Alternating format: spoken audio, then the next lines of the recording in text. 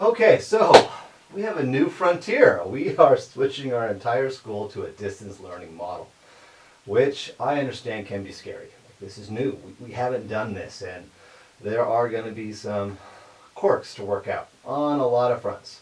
Um, as you guys know, your teachers are working really hard trying to figure out ways to provide high quality education from afar. Um, but there are things that you can do. And so what I wanted to at least talk to you guys about is what are the keys to success to doing this well. So we actually know what it is to be a good student, or at least what we qualify as successful student. And those same things and same challenges you have with distance learning. So if you look at the challenges,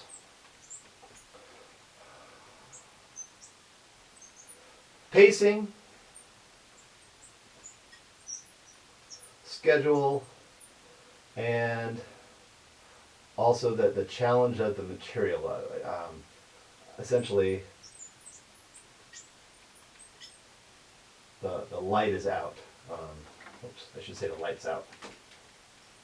And what I mean by this is I teach chemistry, physics, and I consider that a light bulb class. When the light is on, it's really easy, and you're getting, and everything makes sense. And when the light's out, like you're chugging away, but it doesn't make sense. These things happen in all classes. Just I kind of run across more of them with the math and content connection of the two. These are the things that normally in a school year, like you have a teacher driving you. There's someone over you saying, hey, you should get to work now. You should try that problem. Try this assignment. Try it. Work it. Ask questions right there on the spot. Well, at a distance, there's a delay in that stuff. There's a delay in, well, how fast, how much do I need to cover? Whereas in the classroom, we're going to cover this much stuff. Side tangents aside, this is what we're going to accomplish in this class.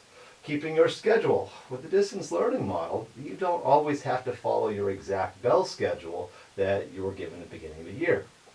That doesn't mean you don't complete work, just I have to take care of my sister or my brother during this time. It's not an ideal time for me to do work, but I will give you that half an hour, hour and a half later to accomplish the task that was set to me. And so here are the keys. The keys to success, number one, is you need to build a routine. You need to have, I do this. So a really good example would be you figure out your assignments. It would be what we call check-in. Now you could check in a couple ways depending on what your teacher set up. At least minimum should be the website or the source of the information your teacher is providing. So my class is both website and Google Classroom for most of the classes. So having a routine, like every Monday I do this, and I try to set aside at least 30 minutes a day per class available to do work. I might not need all that time, I might need more time, but you at least set that time up because you need to fill your job, which is a full-time student right now, even at home.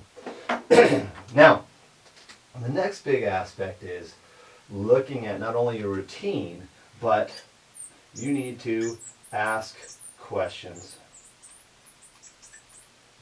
Asking is a big deal, and a lot of people avoid that. It's really hard in a classroom setting to sometimes ask your teacher, well, he's busy, he's this, I don't want to seem like I don't know. We're your teachers. We understand you don't know everything. If you knew everything, you wouldn't be at school. You would have graduated already. You'd be done.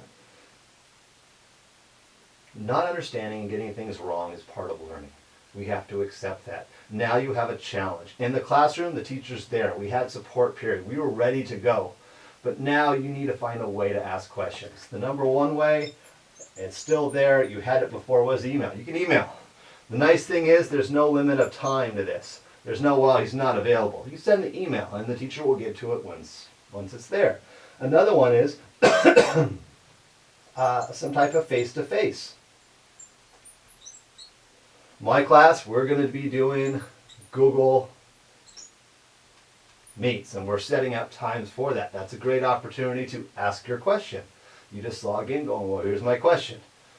Especially if you don't know how to word it. Sometimes it's better in the conversation to do that face-to-face. There are other ones, other platforms, Zoom, that can be done is an example of that. Then you also have, say, Google Classroom. can have running chats or just other chats that are set up, so you just have a running dialogue of questions that are there that are available. This is very important. As you are navigating whatever content is given to you, you need to ask questions to be able to understand it, hopefully as efficiently as you can.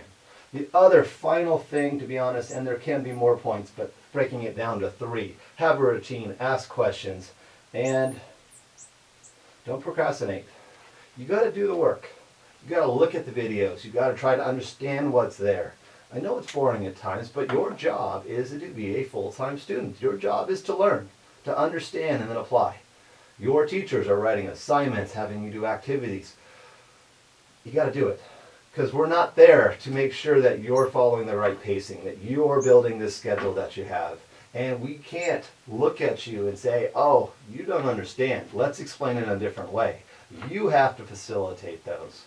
Just a little bit of work on your part of building a routine, asking questions, and fulfilling the assignments given to you. As soon as you can. The sooner you know, the sooner you can then go to number 2 and figure out how to turn these lights back on. And so you are ready to go. You can be very successful at this. I know it's not ideal, but it's the world we live in right now, and we can still get stuff done.